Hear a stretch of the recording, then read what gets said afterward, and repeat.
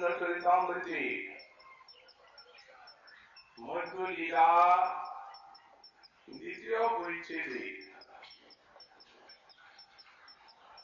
শ্রীমন মহাপ্রভুর পরম রহস্যময় এবং সুগম্ভীর গম্ভীরা লীলার সূত্র রচনা করছেন। গভীর ঋষিতে মাথুর বিরহ কাতরা ব্রজসুন্দরী শিরোমণি শ্রী শ্রী রাধারানীর ভাবে কাতর শ্রীমন মহাপ্রভু তার অন্তরঙ্গ পার্শ্বদ শ্রীপাদ স্বরূপ দামোদর এবং রামানন্দ রায়ের কণ্ঠ ধরে বিলাপ করছে। তিনি যেন ব্রজে শ্রী শ্রী রাধারানী তার প্রাণপ্রিয় সখী শ্রী শ্রী ললিতা বিশাখা কণ্ঠ ধরে কাঁদছেন। কৃষ্ণ বিরোহী কাতরা হয়ে আর সখীগণ তাকে সান্ত্বনা দিচ্ছে। শ্রীমন মহাপ্রভু সেইভাবে শ্রীপাদ রামানন্দ রায়ের রচিত শ্রী জগন্নাথ বল্লভ নাটকের থেকে একটি শ্লোক পাঠ করেছেন এবং সেই শ্লোকটির ব্যাখ্যা করে স্বয়ং আর তার সমাধি স্বয়ং বিরহ ভাবে আস্বাদন করছেন। বলছেন, যে কালে বা স্বপনে দেখিনু বংশী বদনে সেই কালে আইলা দুই বৈরি আনন্দ আর মদন করিল মোর মন আমি দেখিতে না পাইল নেত্র ভরি। সখিগণ, নয়ন ভরে শ্রীকৃষ্ণকে একবার দেখতেও পেলাম না। তার সঙ্গে মিলনানন্দ এবং বিবিধ লীলারসের আস্বাদনের কথা দূরে থাক, একটু নয়ন ভরে দেখা, কিন্তু তাও তো হল না। একটি সভা বসত রাধারানী বলেন, আমার এই যৌবনের গাছে না ফুটিতে ফুল, সেই ভ্রমটা উড়িয়া গেল। এই যেন যৌবন বিকলে গোয়ালু, সেই বন্ধু ফিরে নাহি এলো। যাও যাও সখী জানিয়ে আইস, বন্ধু আসে কিনা আসে। নিঠুরের কাছে আমি যাই চলি, কহি ধায় চণ্ডী দাসে।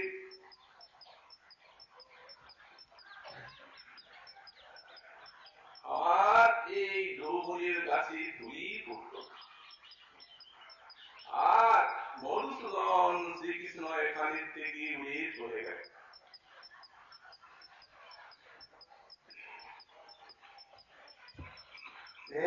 দুর্বল বিকলে মন এই রাধার তৃপ্তি, তো সেই বিশাল তৃপ্তি বুকে নিয়ে বলছেন স্বরূপদামোদর রামানন্দ রায়ের নিকটে, যে আমার জাগ্রত স্বপ্ন সুষুপ্তি যে ক্ষণে শ্রীকৃষ্ণের দর্শন মিলল,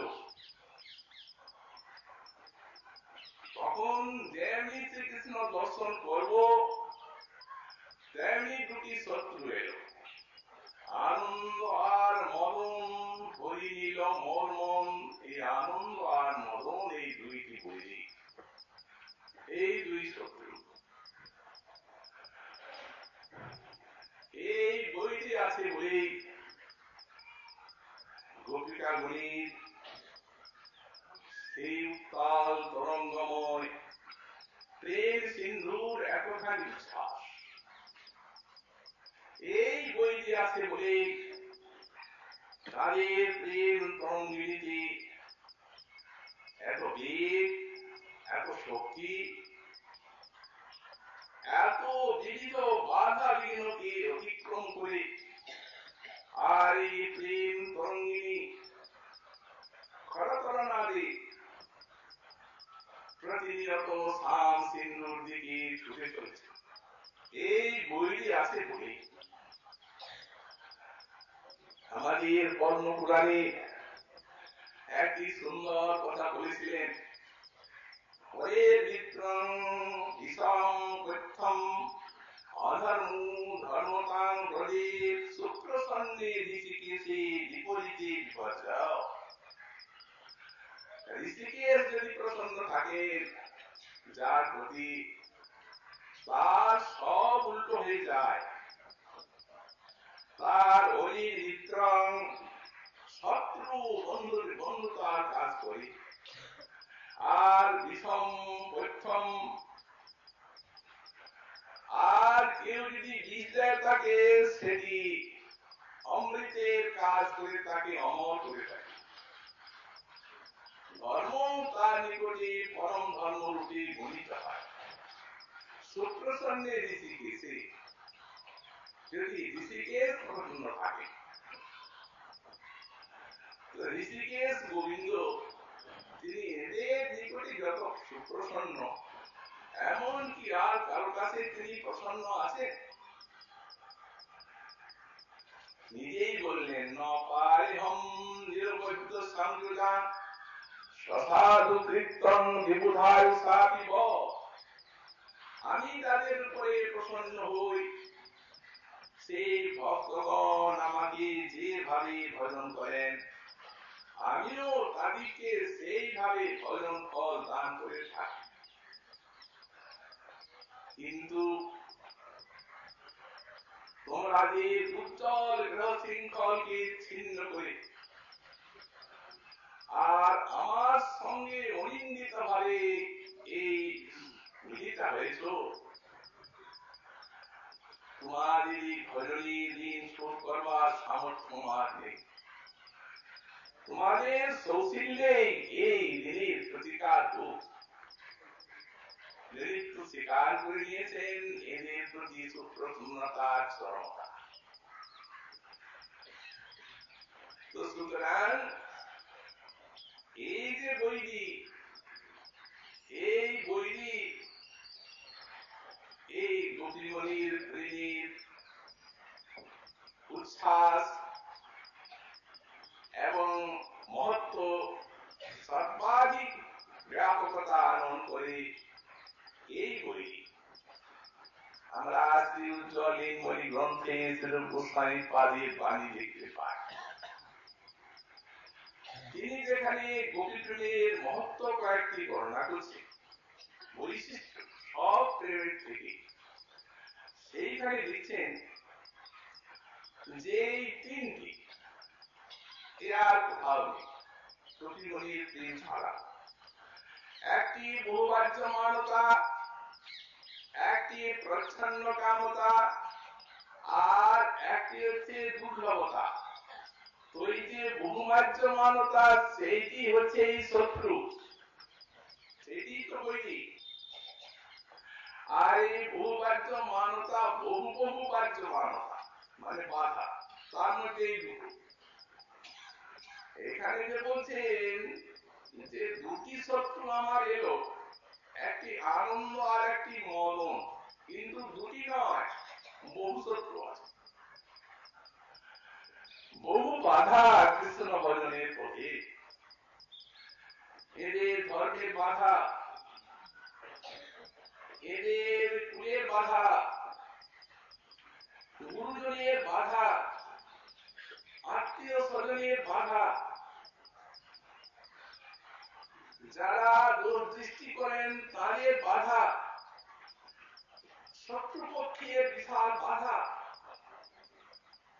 মনের বাধা, দুর্যোগের বাধা, মনের বাধা, এত শত শত শত্রুকে পরাভূত করে আর এদের শ্রীকৃষ্ণ সেবায় ছুটতে হয়।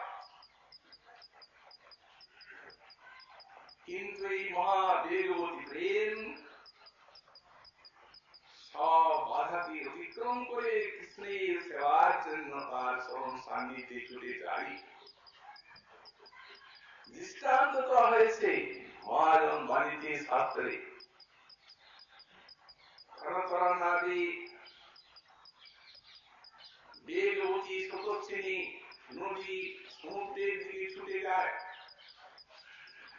তার সামনে যদি পর্বত প্রমাণ কোন বাধা এসে যায় তো সে কি থেমে যায়? যেখানেই বাধা এলো সেইখানেই জলটা গভীর হয়ে যায়, এবং প্রবাহের জল যখন, তখন এক সময় না এক সময় সেই বাধাকে অতিক্রম করি, যতই বড় বাধা, আর যখন সেই পর্বত সমান বাধাকে অতিক্রম করে তখন আর একটা স্রোত থাকে না ওই পূর্বের মতো, তখন শত শত ধারায় ছুটতে থাকে। তো তেমনি এই গোপীপ্রেমের যে বহু আচমানতা, এত বাধা, কৃষ্ণ উপাসনার পথে, কৃষ্ণ দর্শনের পথে, কৃষ্ণ পাওয়ার পথে এত যে বাধা ভর্তি, এই সবকে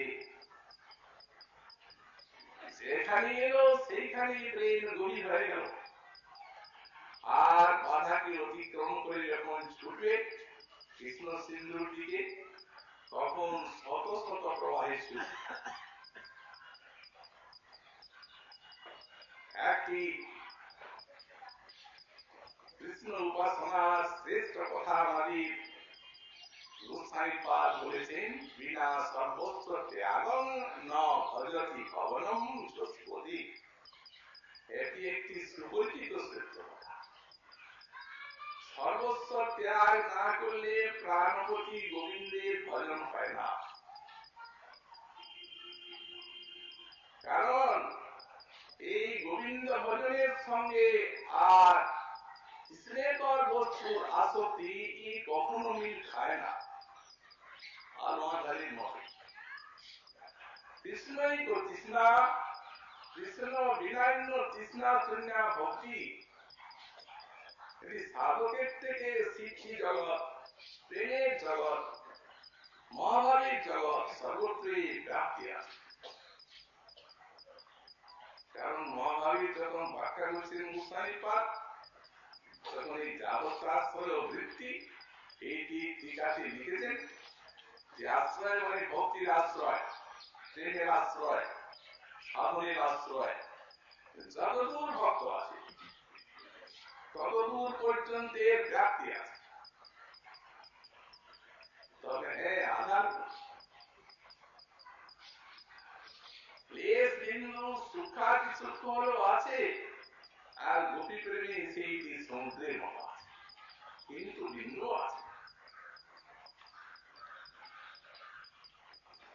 অতএব সর্বত্যাগ না করলে প্রাণপতি গোবিন্দের ভজন হয় না।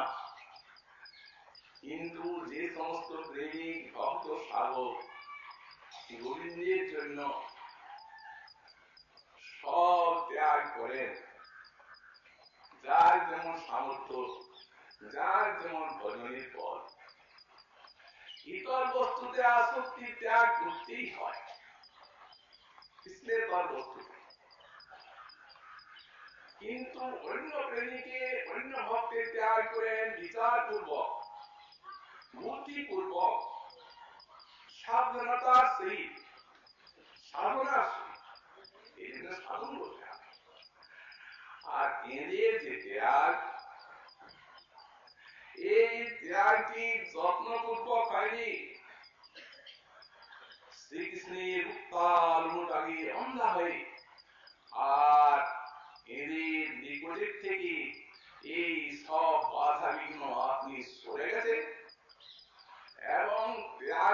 স্বতঃসিদ্ধ হয়েছে, বিচারে হয় না। বিচার বুদ্ধির তো স্থানই নেই, বিচার কি করবে? রূপরাগী বললেন তার রূপরাগী আঁখি জুড়ে জুড়ে মনোহর, প্রতি অঙ্গ লাগি প্রতি অঙ্গ কাঁধে মোর। বিচার কোথায়? বিচারের স্থান কি? যেরা বিচার বুদ্ধি পূর্বক সব ত্যাগ করে আর গোবিন্দের সেবাতে ছুটে যাবে, আকর্ষণ প্রবল, নিজের ভিতরে অনুরাগের উত্তাল আকর্ষণ, কারণ কৃষ্ণ সিন্ধুর দিকে আর কৃষ্ণের রূপ গুণ লীলার অসীম আকর্ষণ, দুইটাই আছে। নিজের দিক দিয়ে অনুরাগের ভাবন, অন্ধ হয়ে বিচার, আর তার দিক দিয়ে রূপ গুণ লীলা প্রেমের অসীম আকর্ষণ। এইখানেই তো কৃষ্ণ নামের সার্থকতা। কৃষ্ণাত্ম আকর্ষণে প্রেমানুরূপ আকর্ষণ মহাভাবী একেবারে পরাকাষ্ঠা। হীরার পরশ লাগি সখী হীরা মোর কাঁদে, পরাণ পুতলি মোর স্থির নাহি বাঁধে। আমার প্রাণ পুতলি এত বাধা, কিন্তু কি করব? আর হৃদয়ের স্পর্শের জন্য হৃদয়টা কাঁদছে। মানুষ চোখে কাঁদে, মুখে কাঁদে, মুখ কিভাবে কাঁদে এই কারণে জানা নাই, ওটা ওরাই জানে। হীরার পরশ লাগি হীরা মোর কাঁদে, পরাণ পুতলি মোর স্থির নাহি বাঁধে। তারে দেখিতে যে সুখ উঠে কি বলিব তা, ও তার পরশ পরশ লাগি মোর আউলাইছে গা। প্রাণ আগুন, গা আগুন, দেহ আগুন, সবই তো আগুন। এখানে আর বিচার বুদ্ধি কোথায়?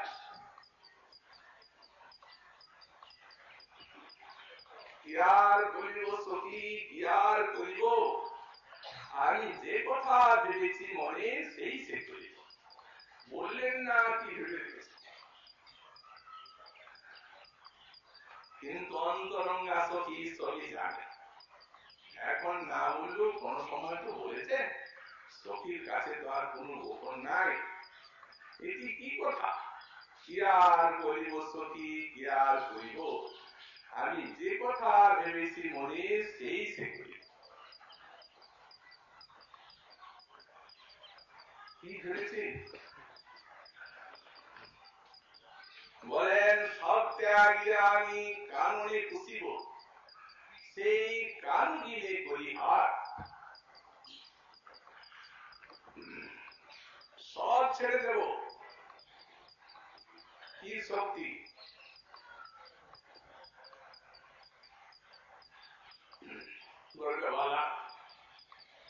না না, কাজে মহাভাবে সব ত্যাগিয়া কাননে পুষিব, কান গিলে করি হার। কেবল সেই আমার গলার হার, সেই নীলমণির হার গলায় দিয়ে আর না হলে প্রবেশ করবো ঘন অরণ্যে। আর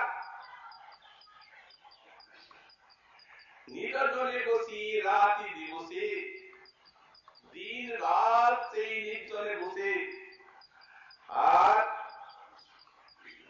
সেই রূপ নিরক্ষিমতা দিন রাত তাকে দেখবো সেই নির্জন বৃন্দাবনের মনে বসে। এই দেহ করেছে আমি, এত শক্তি এই প্রেমে। সুতরাং এই প্রেমে কি বিচার বুদ্ধি থাকে?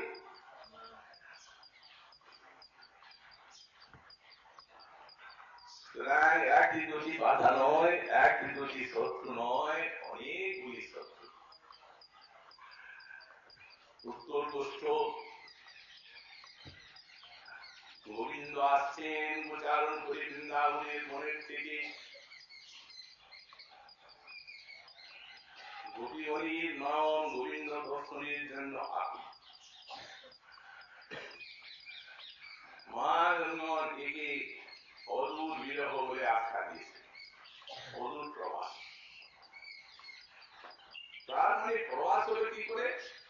বৃন্দাবনে আছেন, বললেন না যাদের একটা জিনিস কোটি যুগের মতো মনে হয় কৃষ্ণ দর্শন না করলে তাদের জীবাকালটা যে তারা কিভাবে অতিবাহিত করেন এই কারো ব্যাখ্যা করে বুঝবারও সামর্থ্য নেই, আর ব্যাখ্যা করারও থাকে।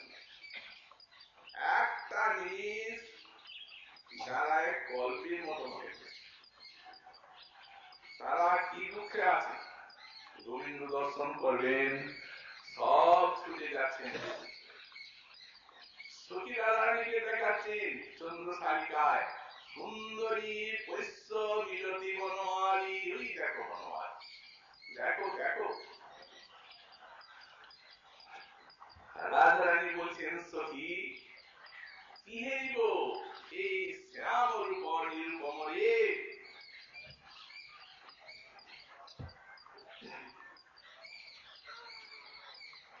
দেখবো তো নলে তারা,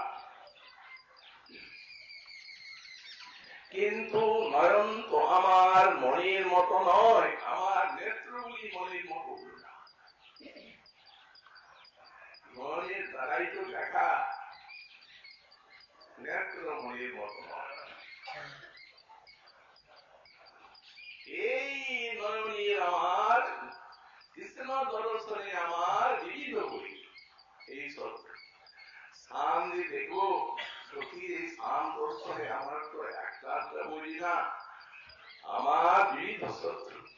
দেখুন মূল শ্লোকে বৈরী শব্দটা নাই, দুরন্ত শব্দ আছে, কিন্তু প্রভু যখন আস্বাদন করছেন তখন বলছেন বই। প্রত্যেকটা শব্দে কত ভাব মিলিত আছে, এই ব্যাখ্যা কি গ্রন্থ চৈতন্য করিতাম।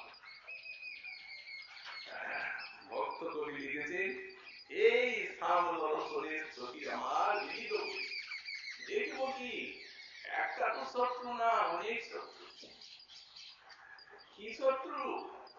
দেখো গৃহে গুরু লোক, আবার আমার নয়নে পলক, আবার ওই আনন্দ আর মদন, এই দুই দুরাশয় ওরা তো আছে। মহাপ্রভু যাকে বলছে এক তো গৃহে গুরু লোক, গুরু লোকের দৃষ্টিকে দিয়ে দেখতে হবে, আর যারা গুরুজন, যারা দোষ দৃষ্টি করে, যারা বিরুদ্ধ পক্ষ, তাদের দিকে একটা পুরার নাম দিতে হবে। দায়হীন নয়ন পিছুন্ন গণ বারণ, আর গুরুজন বা মহিয়া, দুটা তো নেত্র, দুটার মধ্যে একটা গেল ওই যারা বিরুদ্ধ পক্ষ দোষ দৃষ্টি করে, নিন্দা রচনা করে তাদের দিকে। তারা লক্ষ্য করছে কিনা যে আমি সাম দেখছি, তারই তপবাদ। অতএব তাদের দিকে একটা বা একটা থাকে অর্ধেক, তার মধ্যে অর্ধেকটা গুরুজনের দিকে, আর বাম নয়নের কোনটা ওইটা নিতে পারে।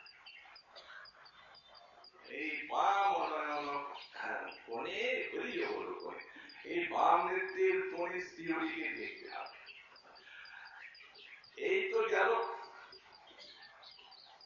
আবার আছে এই পলক, একে তো কোটি কোটি নিষ্পলক নয়নে কৃষ্ণ দর্শন মুখার নিজে নাকি,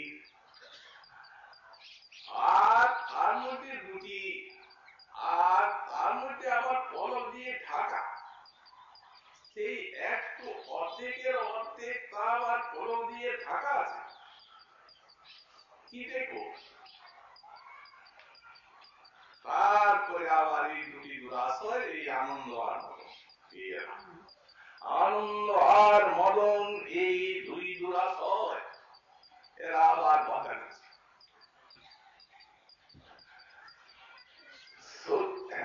সতী সখীকে জিজ্ঞাসা করছেন, সখী বল বল কি তপ করিয়া মিন তারা পেয়েছে দুটি চক্ষু কসমহীন, মাছের নয়নে নিস না। একমাত্র জগতে যত জীব আছে তার মধ্যে মাছের নয়নে ভগবান জিনিস দেন নাই, তাদেরই নির্নিমিষ দেখে। তো সখীকে বলছেন তুই বল মাছ কি তপস্যা করেছে, আমি সেই তপ করি আর মিনের মতো আঁখি ধরি, তবে হরিরে হেরি কিছু পিয়াসামি কয়, আমি মাছের মতো চক্ষু ধারণ করি যেন পলক না থাকে, আর হরিকে দেখব, তবে কিছুটা পিপাসা মিটতে পারি, সিন্ধুতে বিন্দু এত বুকে পিপাসা এই হরিকে দেখা। এত বাধা এত বইতে কি করে দেখবেন? সখী বলছেন কি উন্মাদিনী তুমি, আরে মা তপস্যা করবে, কবে তপস্যা করে মাছের মতো চক্ষু ধারণ করবে, অপলক চক্ষু, তখন তাকে দেখবে এই অমৃতের তরঙ্গিনী সামনে চলে যাচ্ছে, সবাই দর্শন করছেন, আর তুমি অন্ধার মতো বসে আছো, যেটুকু হয় দেখে তো নাও। যেমনি সখী বললেন চলে যাচ্ছে, তেমনি রাজা রানী বলছেন যদি পলক দিল বিধি, সখী তারে নাহি ছিল তত ক্ষতি, যদি দিত আমার আঁখির উড়িতে শক্তি, আমার চক্ষুর যদি উড়বার শক্তি দিত, দুইটি চক্ষু যদি পাখা পেত, তাহলে চকরের মতো সেই লাবণ্যামৃত উড়ি উড়ি আমার আঁখি পান করিত, তাহলে যেখানে উড়ি যেতেন সেইখানে আমি উড়ে উড়ে যেতাম, আমার চক্ষুগুলো উঠত,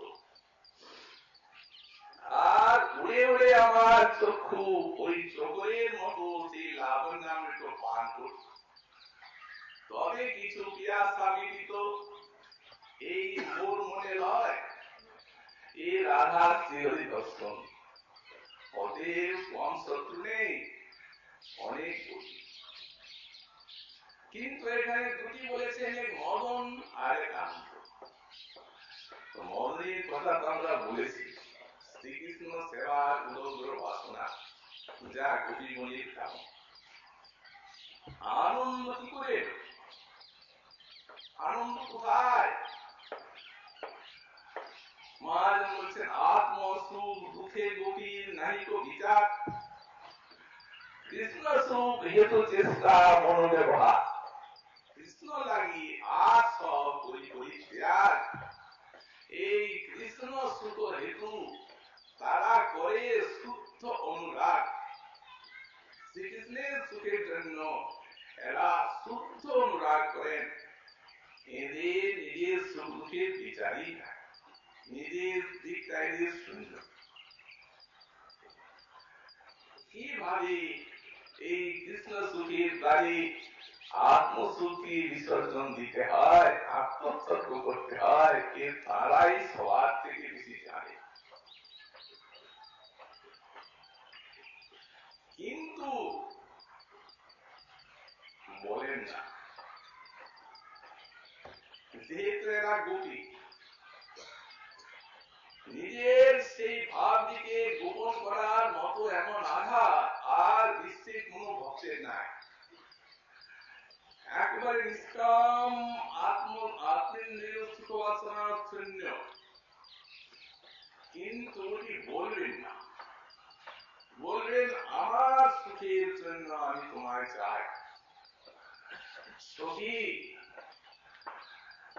পঞ্চবাণী আমার হৃদয় জর্জরিত করলো কন্দর্প মদন, প্রাণ যায় আর বাঁচব না, এখনই সন্তানের সঙ্গে মিলন করাই আমার এই প্রাণকে রক্ষা করে। সখীকে বলে, গোবিন্দকে বলে, সিঞ্চাঙ্গন সদরামৃত পুলকিন হাসাবলোক কলকি তদরিচ্ছয়াগ্নিং। যখন উপেক্ষাবাণী বললেন রাসরজনীর প্রারম্ভে, তখন বলেন হে অঙ্গ, তোমার যে হাস্য, তোমার যে মধুর অবলোকন, আর সর্বোপরি তোমার এই বাঁশির সুর, এ আমাদের হৃদয়ে কামালোক প্রজ্বলিত করেছে। সে কি অদ্ভুত অমল! এই কামালে আমাদের দেহ অন্তর বাহির পুরে ছাই হয়ে গেল।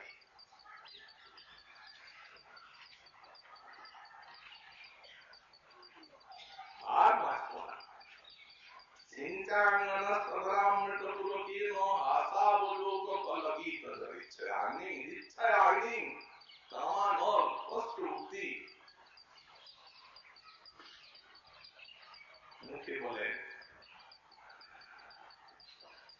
গোবিন্দ বলছেন আমি তো তোমাদের কিছু অনল জ্বলেছে তা তো দেখতে পাচ্ছি না কোনো লক্ষণ, তবে আমার জ্ঞাত সারে যদি তোমাদের কোনো অনল জ্বলেই থাকে, কিছু জ্বালা হয়ে থাকে, তো এই তো সামনে যমুনা, শীতল জল, এই যমুনার জলে অবগাহন করলেই তো হয়।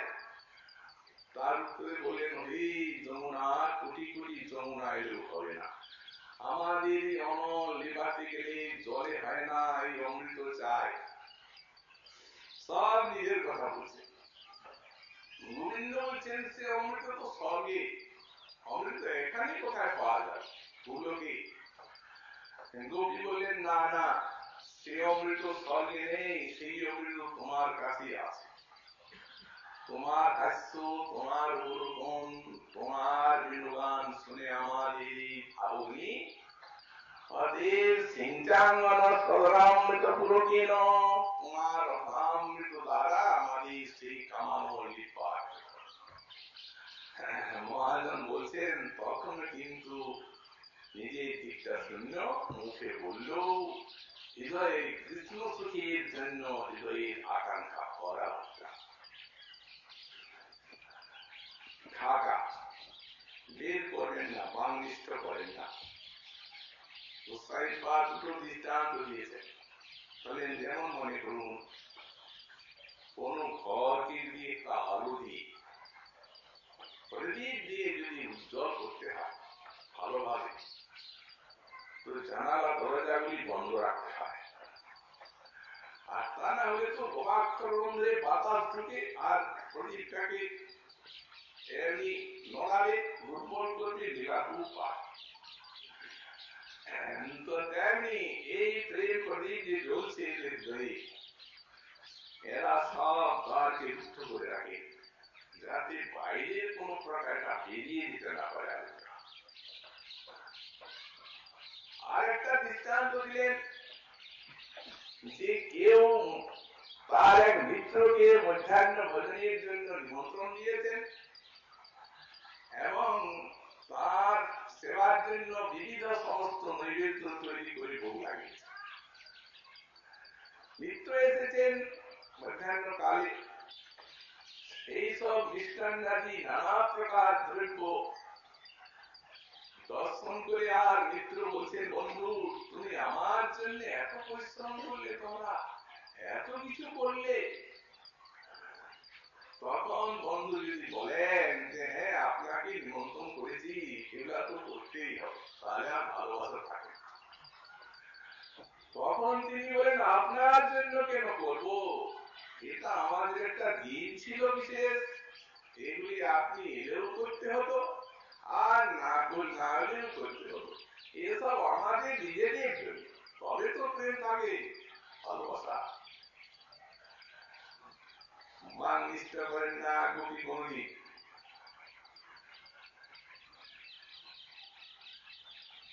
সুতরাং কৃষ্ণস্তু তৎপরিচিনতি বলাৎকলাবান, যদি মান নিষ্ঠাই না করেন তাহলে এদের যে শুদ্ধ প্রেমের বার্তা কৃষ্ণ কি করে বুঝবেন?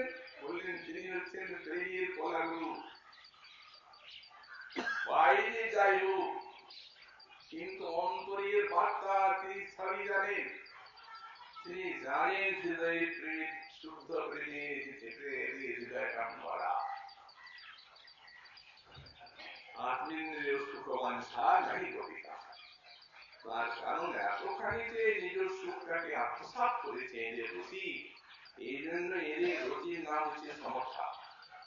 মহাভাব না হলে এটা হয় না, আর সমর্থা রুচি না হলে মহাভাব হবে না। এই যে কৃষ্ণ প্রিয়াগণ তাদের তিনটা রুচি, আর একটি মথুরায় সাধারণী, একটা দ্বারকায় সমঞ্জসা, আর ব্রজে সমর্থা। পূজা নাতি আমরা হবে সাক্ষাৎ দর্শন সম্ভব। এখন পূজা যখন কৃষ্ণকে দর্শন করলেন তখনই তার মনে হলো যে সুন্দর পুরুষের সাথে আমার মিলন হোক। রতি হয় নাই, এটা সম্ভব ইচ্ছা, নিজস্ব।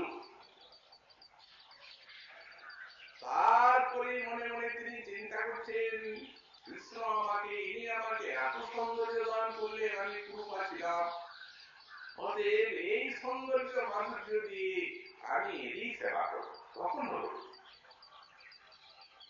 কারণ কৃষ্ণ সুখ ভাবনা ছাড়া রুটি হয় না, কখনোই হয় না।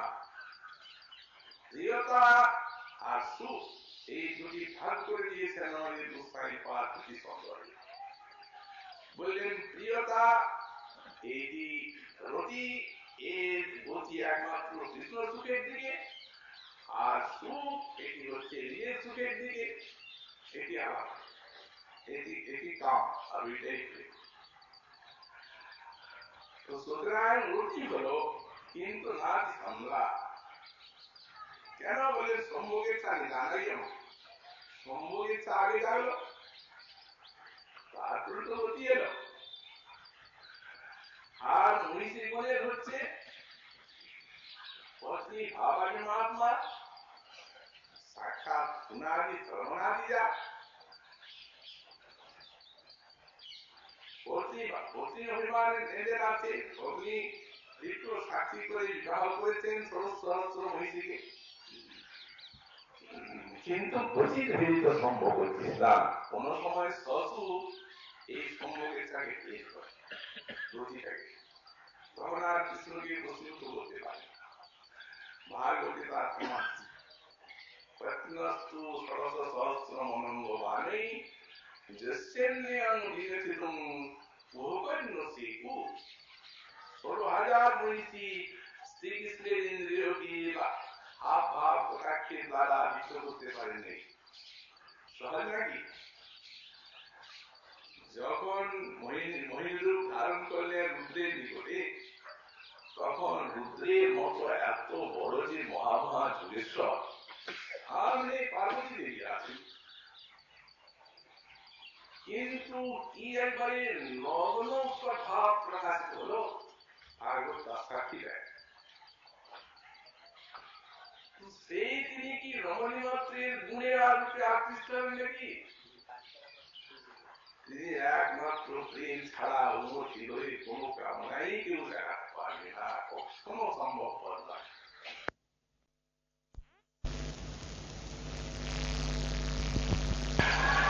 তাকে প্রেমের প্রতিভা বলা হয়, যাতে বুঝলেই পরিচয় হয়ে যাবে এটি এই প্রেম রূপ শোনাতে আপনার কতখানি খাদ মিশানো আছে।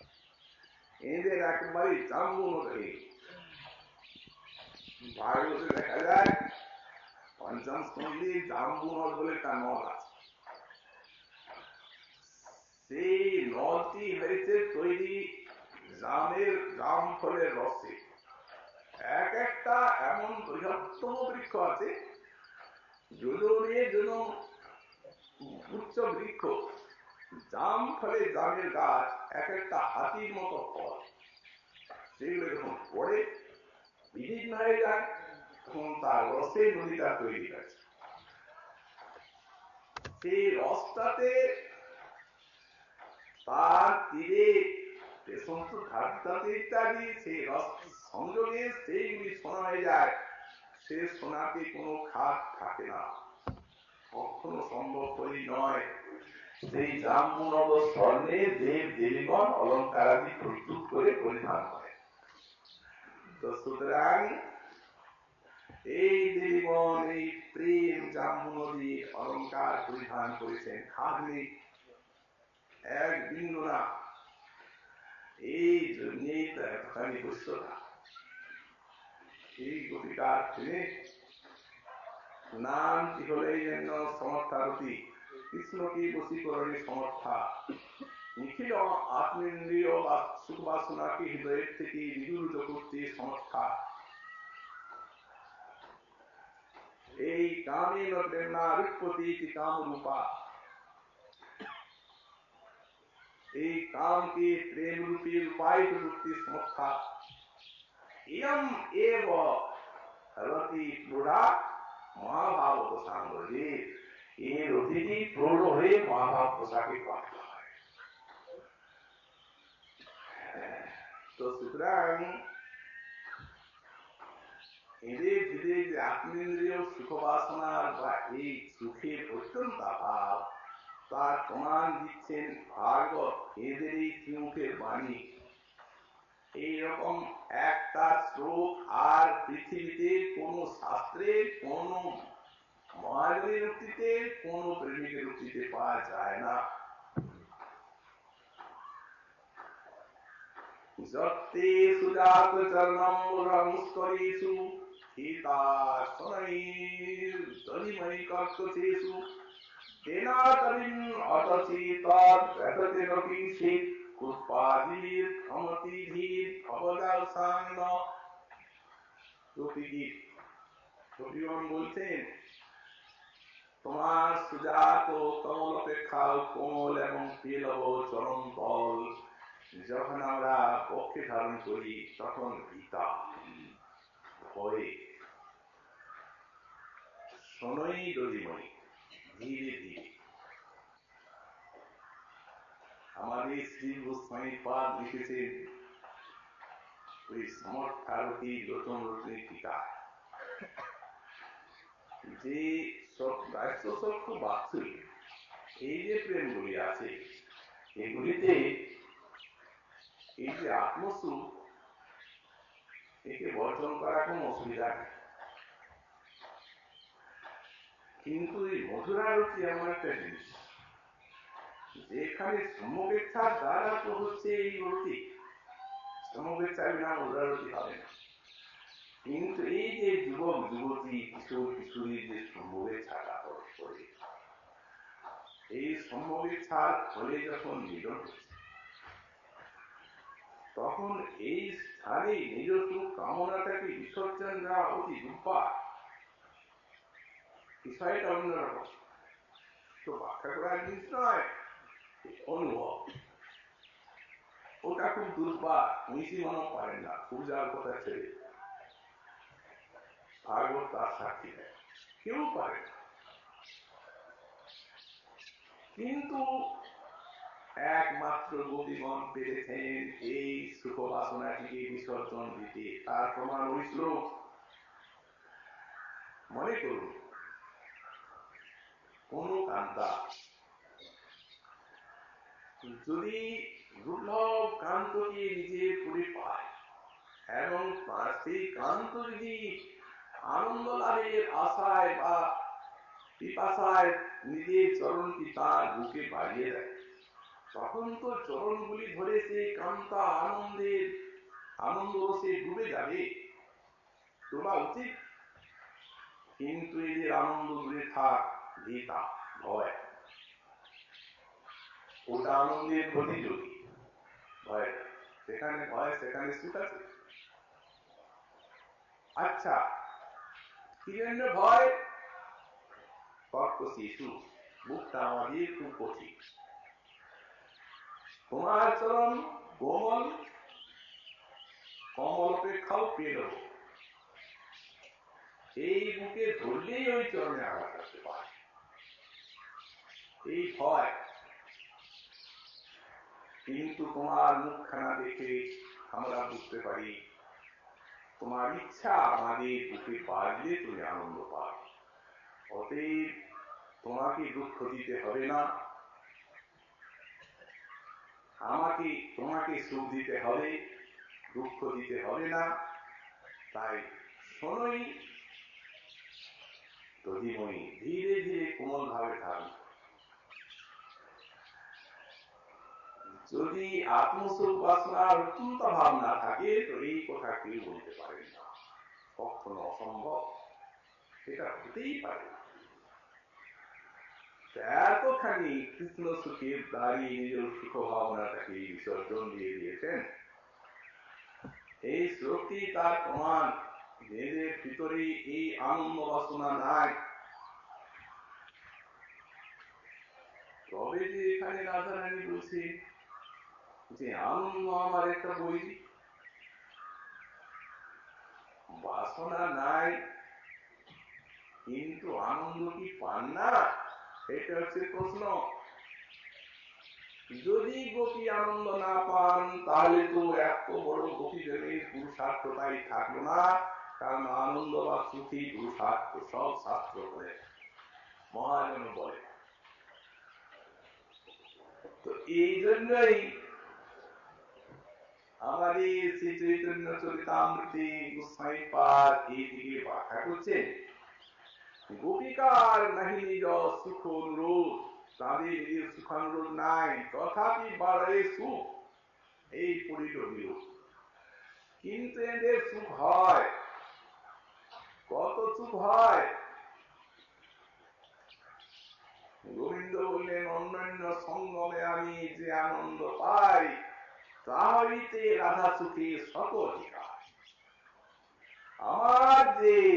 তোমার যে সমরস ভরত মুনি মানে আমার ব্রজের রস সেও নাই যায়। মিলনের স্থলে নায়ক নায়িকার সমান আনন্দ হয়, কিন্তু ব্রজে এটি ভরত মুনির বর্ণনা, যে সিঙ্গারসের কাব্যকর্তা, কিন্তু আমার ব্রজরস তিনি জানেন না। জানবেন কি করে? সে তো প্রেমের রাজ্য। অতএব এত আনন্দ হয় গোপী যে কৃষ্ণ বলছেন অন্যান্য সঙ্গমে আমি যে আনন্দ পাই আমার হইতে রাধা সুখী শত অধিকার, শতগুণ বেশি আনন্দ। আনন্দটা হচ্ছে কি করে? চাওয়া কি দোষে, পাওয়া তো দোষে না, হচ্ছে তাহলে বিরোধ হয়ে যাচ্ছে।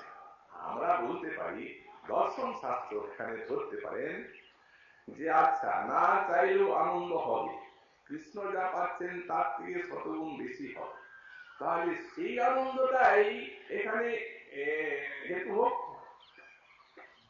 আত্মসুখ হোক, সেই আনন্দ লাভের জন্যই ভজন করলেন। না না, তা নয়, এটা অন্য ব্যাপার আছে। কৈলাস গোস্বামী পাদ সেদিকে বিশ্লেষণ করছেন, এই পরিল বিরোধ, তাদের সুখানুরোধ নাই অথচ সুখ হচ্ছে এত বেশি, এই তো বিরোধ পড়ে গেল। এই বিরোধীর একমাত্র দেখি সমাধান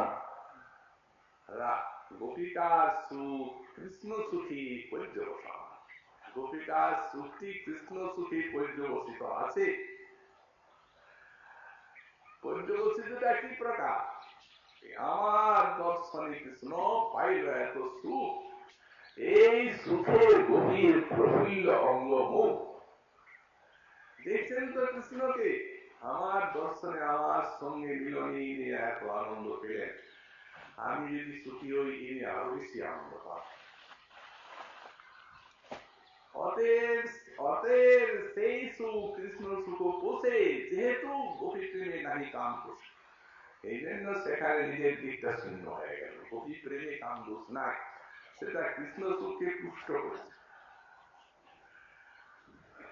তাই তো তারাই তো বলতে পারেন এই কথা, মরে যদি দিলে দুঃখ তার হইল মহাসুখ, সেই দুঃখ মোর সুখ বলছ। কেউ বলতে পেরেছে? যদি পর্যবসান না থাকে কৃষ্ণ সুখে, এদের সুখটা তাই এই কথা হয়, যদি আমাকে দুঃখ দিলে তিনি সুখী হন, তাহলে আমার সেই দুঃখটা সুখের সেরা হবে আমার, কারণ তিনি সুখী হচ্ছেন। সুতরাং আমাকে সুখী দেখলে তিনি যদি সুখী হন তো আমার সুখ বাড়বে, আর আমাকে দুঃখী দেখলে যে তিনি দুঃখী হন তো সেই দুঃখটাই আমার সুখ। মরে যদি দিলে দুঃখ তার হইল মহাসুখ, সেই দুঃখ মোর সুখ ভোজ্য। এই জন্য কোথাও বললেন যে নারীকে পান শ্রীকৃষ্ণ তার রূপে সতৃষ্ণ, তার না পাইয়া হয় দুঃখী, মুই তার পায়ে পড়ি, লইয়া যাও হাতে ধরি, ক্রীড়া করাইয়া করো সুখী। যদি আমি জানতে পারি যে আমার কৃষ্ণ আমার কোন অন্য রমণীকে প্রাপ্ত হয়ে আর সুখী হন, তাহলে আমি তার সৈন্য সাধনা করব, তার পায়ে পড়ব, তাকে প্রসন্ন করি, কৃষ্ণের সঙ্গে মিলন করাবো, তাকে সুখ দেব। এখন কেউ বলতে পারেন তাহলে ঠাকুরানী চন্দ্রার কুঞ্জে গোবিন্দ যান, তাহলে আপনি মান করেন কেন দুঃখিত হয়ে? প্রশ্নটা হচ্ছে কৃষ্ণ সুখী, অতএব চন্দ্রার কুঞ্জে কৃষ্ণ যে যান তার কুঞ্জে সুখ পাবেন বলে যান, ওটা রাধার মানকিয়া স্থাপন করবার জন্য যান, সুখ পাওয়ার জন্য নয়, অসম্ভব। কারণ যেখানে এত বড় মাদনাক্য মহাভাব বিদ্যমান, ভাবের বসিরত রসের আস্বাদন দান্ত, ওখানে সুখ পাবেন কোথায়? রাধা সহ লীলা রস পুষ্টির কারণ, আর সব গোপীগণ রসুপকর, এরা রাধা রসকে পুষ্ট করে থাকে। ওই মান চন্দ্রার ওই বিরোধী না থাকলে হবে না, ওটা একটা রস, অপূর্ব রস। ওই রসটা আস্বাদন করার জন্য রাধারানী মানি হন, তাই বলেন কান্তা কৃষ্ণে করে রোষ, কৃষ্ণ পায়েন সন্তোষ, সুখ পান তারণ হচ্ছেন। সুখ বেদ চতুর থেকে বেশি,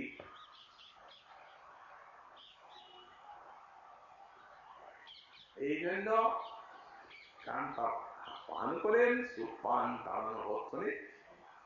আর সাড়ে মান অল্প সাধনে কানটা কি থেকেই যায়, একটা অখণ্ড সুখের আস্বাদন দান করে ছেড়েই যায়। সুতরাং এই সুখ, এই শত অধিকার সুখ আনন্দ, এই সুখ আনন্দ গোবিন্দকে প্রাণ করে আমার দেখতে দিল না, নয়ন বলে তার দর্শন লাভ করতে পারলাম না। তাই যদি না হতো তাহলে গোবিন্দ এই রাধারানীর সুখ দেখে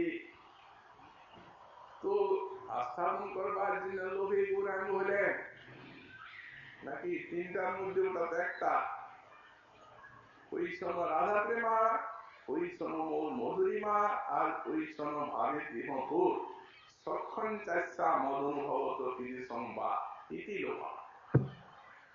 এই তো দামোদর বললেন, আমাকে আস্বাদন করে রাধার কত সুখ হয়, এই লোভ জাগলো, সেই লোভটা বাড়তে লাগলো। চেষ্টা করেছিলেন বৃন্দাবনে আস্বাদন করবেন বিষয় তত্ত্বরূপে থেকে, কিন্তু হলো না। বুঝতে পারলেন এই প্রেমে আমি হই কেবল বিষয়, আশ্রয় জাতীয় সুখ পাইতে মনোধায়, যত্নে আস্বাদিতে নারী কি করি উপায়। অতএব প্রভু যদি এই প্রেমের হয়ে আশ্রয়, তবে এই প্রেমানন্দের অনুভব হয়। এত চিন্তি রহে কৃষ্ণ পরম কৌতুকী, হৃদয়ে বাড়ে প্রেম লোক ধক ধক করে বাড়তে লাগে লোকটা। রাধাবা অঙ্গি করি ধরি তার বর্ণ, এই তিন মান শ্বাস ছাড়িতেই হব অতি।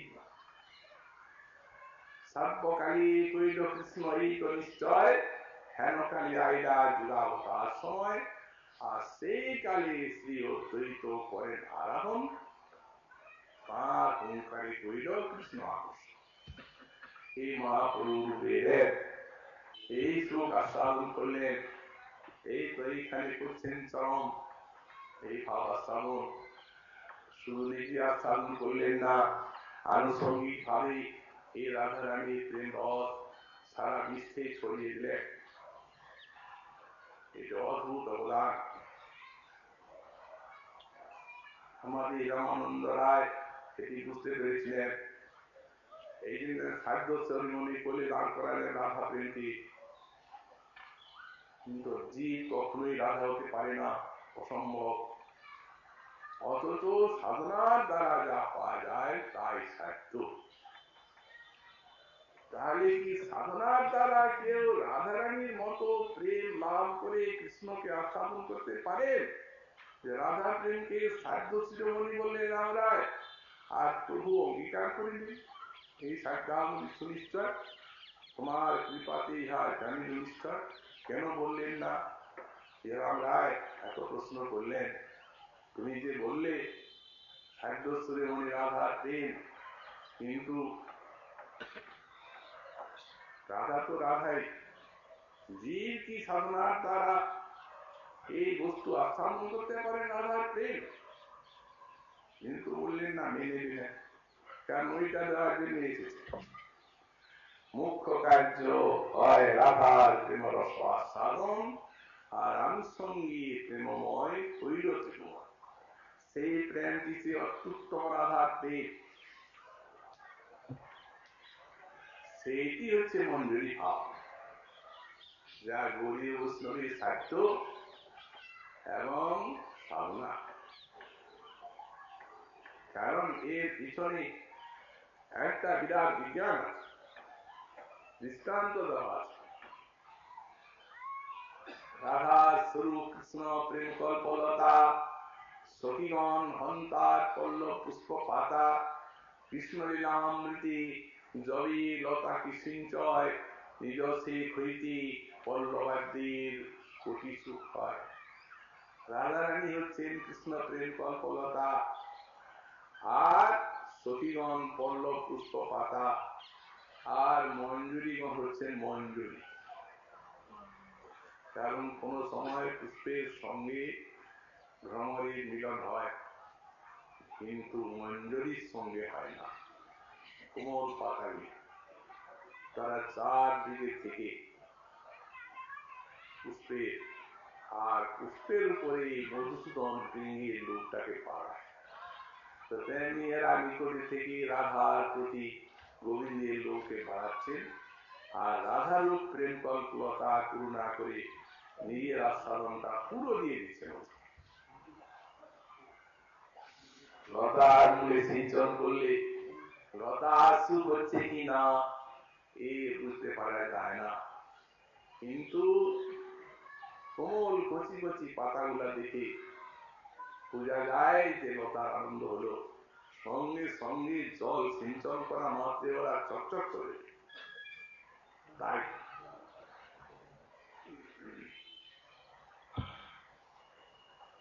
সুতরাং এই কলিকাল, এই কলিযুগ, এই মহাখাদ্য সাধনার সাথ আর কোন যুগে দেওয়া হয় না।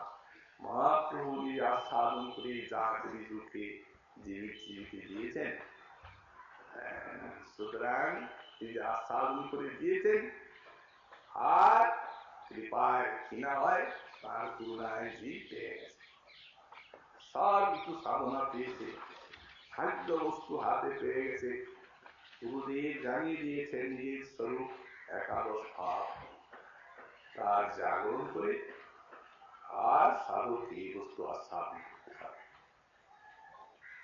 এটি মহাপ্রভুর ভাবনা। তাই প্রভু বলছেন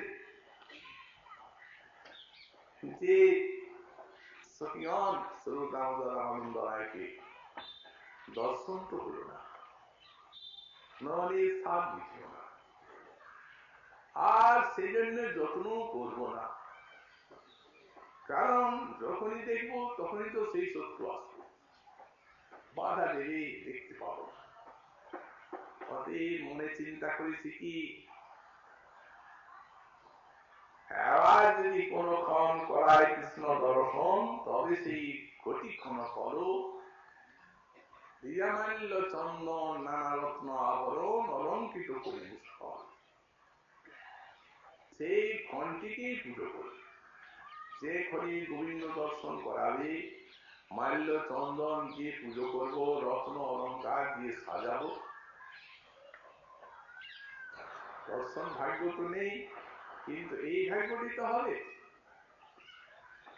যে দুর্লভ ক্ষণ দুর্লভ মুহূর্ত গোবিন্দ দর্শন করাবে, সেই ক্ষণগুলিকে অর্চনা করে আর নিজেকে সুখী মনে করবে, এমন গোবিন্দ। আর মহাপ্রভুর আশা, কি ভাব নিয়ে তিনি বলেছেন কার বোঝার শক্তি নেই। আমরা সাধারণ ভাবে এইটুকু বুঝতে পারছি যে প্রেমপণে যখন ভগবানের দর্শন হয়, তখন তারা সেই ক্ষণটিকে ধন্যবাদ দেয়।